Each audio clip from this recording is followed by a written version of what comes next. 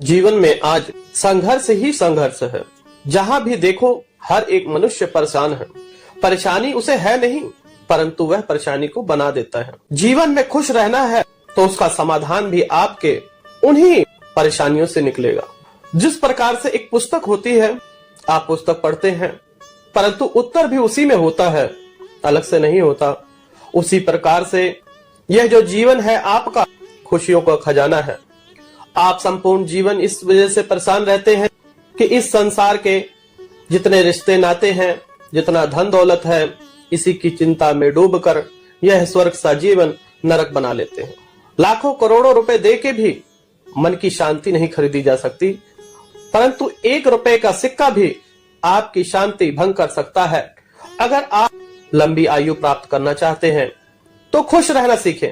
जितना आप खुश रहेंगे उतनी ही लंबी आपकी आयु होगी। आपके आसपास क्या हो रहा है इस बात की चिंता छोड़ दे। जो आपका है वह आपके पास ही रहेगा और जो आपका नहीं है वह आकर भी चला जाएगा। इस संसार में कोई भी परेशानी हो, आप मुस्कुराते रहिए, उसी मुस्कुराहट में ही आपको रास्ता भी मिल जाएगा। गीता हम रोज पढ़ते हैं, परंतु श्री कृष्ण भगवान के जीवन में कितने ही संकट आए, वह रोए और गिड़गिड़ाए नहीं। बिना अस्त्र शस्त्र के पांडवों को विजय दिलाई। अगर वह रोते धोते भी तो क्या हो जाता। आप इस संसार में नाना प्रकार के सुख भोगते हैं, लेकिन क्षण भंगुर हो जाते हैं। खाना अच्छा खाएंगे, थोड़ी देर बाद स्वाद खत्म हो जाता है, फिर नई इच्छा जाग जाती है। इच्छाएं ही तो मनुष्य की मुक्ति का द्वार रोकती है। आप खाएं पिए मौज मस्ती ले, परंतु उसको गांठ ना बांधें।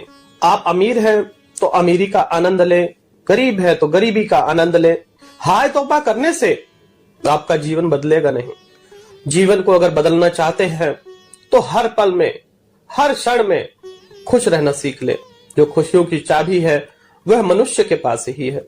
दुख तो इस प्रकार से है कि हम एक बार कथा करने एक जगह गए, वहां पर सासू माँ कहने लगी कि महाराज जी, हमारी बहू बहुत ही दुष्ट है, उसको ना किसी चीज का संस्कार है, मेरा बेटा जोरू का गुलाम बन गया। तो हमने पूछा कि आपकी बेटी कैसे है? तो माता जी कहने लगी कि महाराज जी, वह अपने घर में बिल्कुल सुखी है। मेरा दामाद इतना अच्छा है कि उसे रसोई में पैर भी नहीं रखने देता। बात दोनों एक ही है।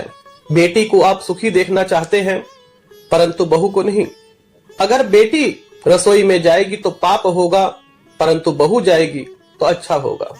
वही कार्य दोनों ही कर रहे हैं, परंतु यहाँ पर दुख है कि वह उसकी बहू है और वहां पर वह सुखी इसलिए है कि उसकी बेटी को कोई काम नहीं करना पड़ता। इसी प्रकार से मनुष्य ने अपने जीवन में दुख के कारण बना रखे हैं।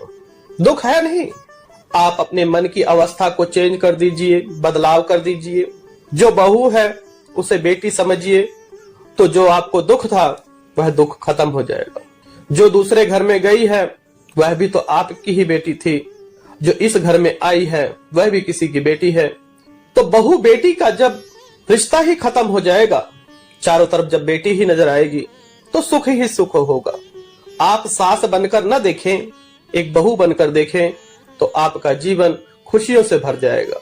दुख के भोगी भी आप हैं, सुख के भोगी भी आप हैं। बस मन की अवस्था जो है उसको बदल दीजिए, सुख ही सुख आपके जीवन में है।